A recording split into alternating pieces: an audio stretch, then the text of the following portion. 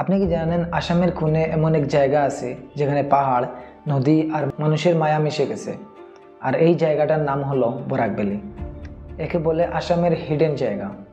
চলুন আজকে আমরা এই সুন্দর ভ্যালির গল্প জানব একদম সিম্পলভাবে আপনার ভাষায়। বরাক ভ্যালি আসলে আসামের সাউথিয়ান পার্টে অবস্থিত। এখানে মেইনলি তিনটা ডিস্ট্রিক্ট, কাছাড়, করিমগঞ্জ আর হাইলাকান্দি। নাম এসেছে বরাক নদী থেকে, সেটা এই ভ্যালির বুক চিরে বয়ে যায়। বরাক নদী শুধু পানির উৎস না, এটা এখানে মানুষের জীবন, চাষাবাদ আর ব্যবসার লাইফলাইন। হিস্ট্রিও অনেক সমৃদ্ধ। একসময় সিলেটের অংশ ছিল, পরে পার্টিশনের পর আসামের যুগ হয়। এখানের কালচার একদম unique. Bangali, Manipuri, Dimasa, Hindi speaking communities সবাই এখানে একসাথে থাকেন।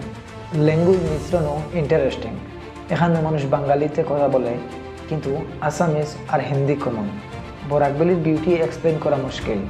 চারিদিকে সবুজ পাহাড়, চা বাগান আর নদী, সব মিলে ইকোনমির একটা বড় অংশ। এখানে ইকোনমি মেইনলি চা বাগান, ধান চাষ আর ছোট ব্যবসার উপর নির্ভরশীল।